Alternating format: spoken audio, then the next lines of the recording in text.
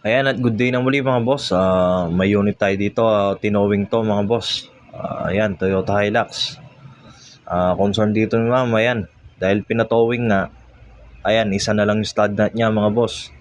Nangatanggal yung mga stud nut niya, nangaputol-putol ba. Nasa expressway na daw, papuntang Mexico. Ayan, buti napansin ni ma'am kasi parang babagsak na daw mga boss dahil nagwiwiggle na nga daw yung likod na gulong niya. Kaya yan, bumaba si ma'am para check upin. Isa na lang. Kaya pinatowing niya na mga boss. Dinala dito sa shop. Ayan. Kaya hindi na namin madala sa mga lifter to mga boss sa loob. Kaya dito ko na lang ginawa. Ayan. Hindi ko pa ganong pinipwersa yan ha. Maluwag na. Buti na lang talaga. Ayan, inabot pa ng swerte si ma'am. Kasi kung malas to, bumagsak to mga boss. Ayan, disgrasya pa yung abot. Di bali sana kung walang gano'ng tatamaan kung natamaan pa. May natamaan pa na disgrasya. Ayan, patay. Kaya dito mga boss, ayan. Ayan, ganyan yung nararamdaman ni ma'am. Nag-wiggle-wiggle na daw. Isang stud nut na lang pa naman yan. Di wari mag-wiggle yan. Kaya di na namin nilifter. Dito ko na lang ginawa mga boss. At yun, yung dalawa talagang putol na mga boss. Tapos bagong daw to mga boss. Ayan, nagpapalit ng gulong. Buti, ayan, yung pinaka natitirang stud, lost thread pa yung dulo. Dapat pag gantong senaryo mga boss, malerto na kayo lalo pag naputol na yung mga stud nut nyo. Papalit nyo na mga boss, magkano lang naman yan. Nasa 50 pesos lang naman yung isang piraso niyan mga boss. Ayan dito, syempre pakyat muna ng konti. Nasa labas tayo, nasa tapat tayo ng simbahan. Dito mga boss, ayan, papalitan ko na lahat ng mga stud nut nyo dyan. Diyan lang naman sa side na yan, yung nakatanggal yung stud nut nya. Ayan, kung lagi kayo nanonood sa mga videos ko, may nagawa na akong videos nito mga boss kung paano magpalit ng stud nut. Ayan, ganyan lang naman yan. Basta yung eksakto lang yung papasukan yan mga boss. Goods na yan. Hindi maluwag, hindi naman sobrang sikip. Kailangan sakto-sakto. Tapos gagamitan nyo ng nut. Ayan. Tapos yan, yung mga bagong biling set na yan mga boss, allowance na 12, size 12 na allowance, yan. Yung gagamitin natin pang pasok ng stud nut natin. Ayan, kaya daw sinabihan nga namin si ma'am na pag may nakita ng naputol, kasi alam niya na pala mga boss na putol na yung dalawa. Pinyay pa, tapos syempre tatlo na lang yung pumupersa. No, overtight pa yung dalawa. Kaya ganun na tanggal-tanggal, ayan. Kaya yan, natuto na si ma'am na kahit isa lang mga boss, kung pwede, papalit nyo na. Kaya kung gusto nyong i-DIY, madali lang naman yan. Ayan, ganyan lang. Kung wala kayong pa-wrench, pwede kayong gumamit ng pangkalang. Tapos gamitan nyo ng power handle. May video na ako nun.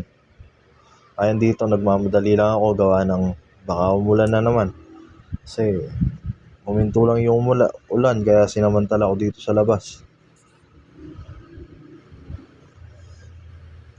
Ayan, buhay pa naman yung dyan, humawak. Yan, bumagsak, patay. Lalo na kung mabilis ka, paano yan pag bumagsak? Disgrasya nga po. Kaya dyan, nakapagpalit na ako ng isa yan. Kung nakikita nyo mga boss, nalagay ko na. Madali lang namin paglalagay nito. Ayan, pag nalagay nyo ng isa, huwag sunod-sunod. Pag tapat-tapat nyo mga boss. Kaya yung tamang paglalagay dyan.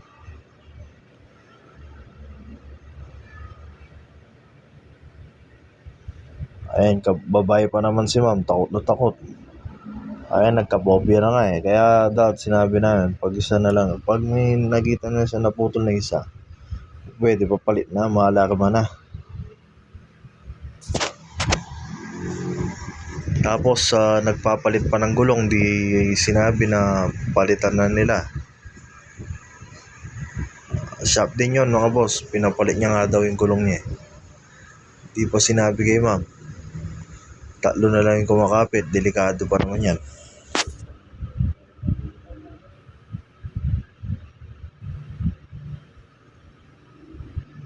Ayan, ganyan lang naman kadali na magpalit niyan mga boss.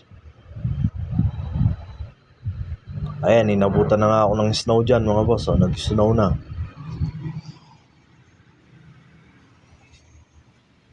Eh dahil nakatangtang na to, tatapusin ko na to kahit nag-snow mga boss, kahit malamig sa labas.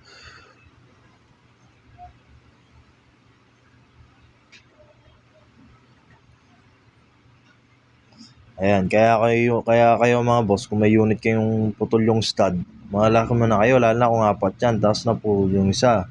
Papalit nyo na mga boss. Talo na rin kumakapit doon, delikado yan, baka mangyari sa yung kagaya nito. Ay, ganyan lang naman kadali magpalit niyan mga boss.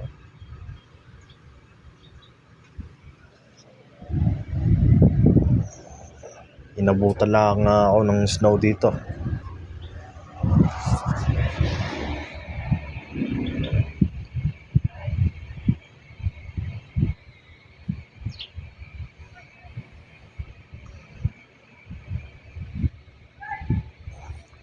Basta sa paglalagay niyan mga boss, make sure yung nakalapat sa likod yung mga stud. Walang allowance, kumbaga pit na pit mga boss, para swabe yung ano. Ayun yung mga naputol-putol, ayan. Pinakita ko kay ma'am para may remembrance.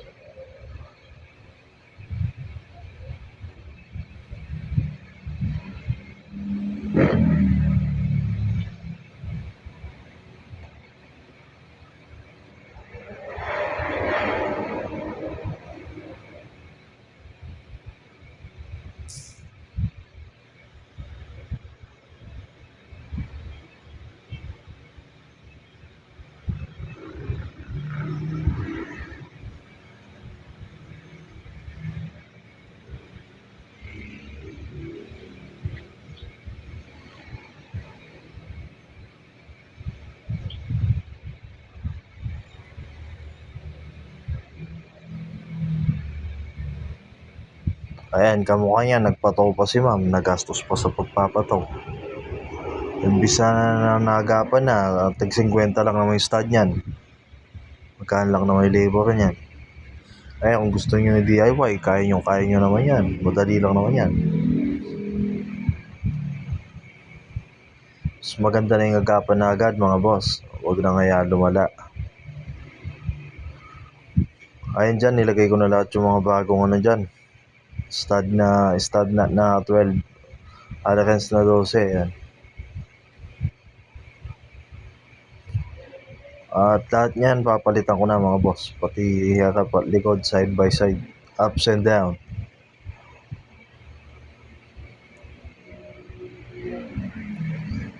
At pag maghigpit naman kayo mga boss, huwag nyo nang gagamitan ng masyadong tubo. Lalo na, hindi naman gulong ng truck yan eh. Mas mahina mga boss kung may torque wrench kayo. Ayan. I-torque nyo lang yan. Lagay nyo lang sa tamang gauge ng sukat. Sukat ng higpit mga boss. Yan, pantay-pantay na yan. Pag namaltok na, yun na yan. Kasi sa tubo, hanggat kayang-kaya, higpit ng higpit hanggang maputol. Tapos konti na lang pala yung malo-lost thread o ma-over-tight, mapuputol.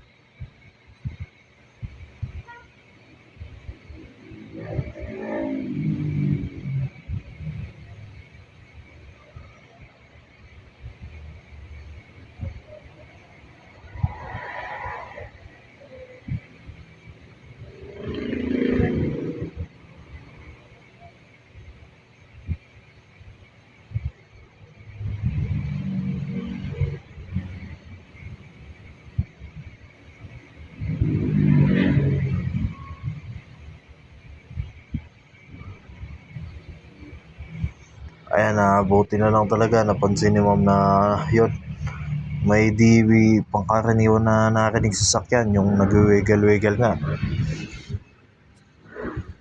Kung di niya napansin yun mga boss, malamang bagsak na yung abot niyan.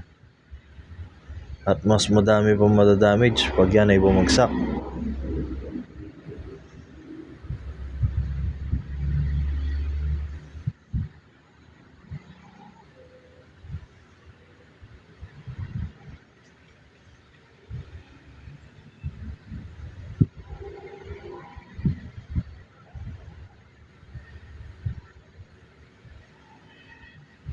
Ayan, lahat ng yan, pinalitan ko lahat ng mga stud nut na mga boss. Binago ko na lahat yan.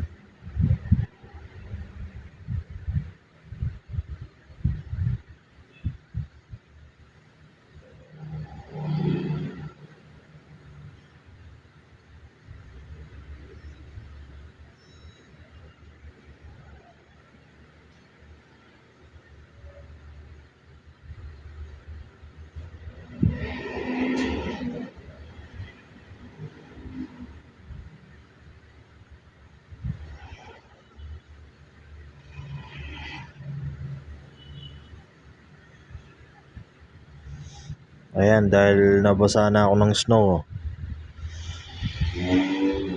Pero goods pa rin, kahit pagod. Ayan, ganyan yung adjust ng torque namin dyan.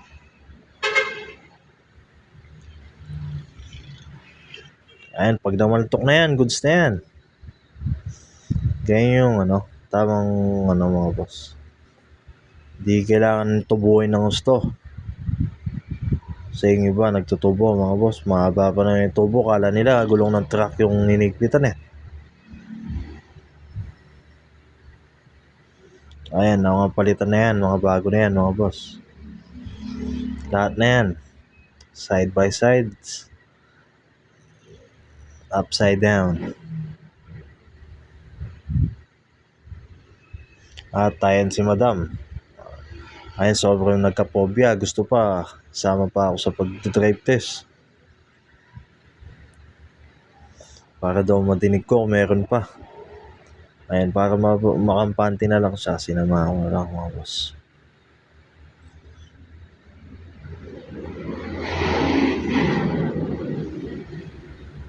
At yun, sinubukan na namin na good, satisfy naman si ma'am at nadala na. Yun, sana may natutunan kayo mga boss. Ingat po kayo, God bless.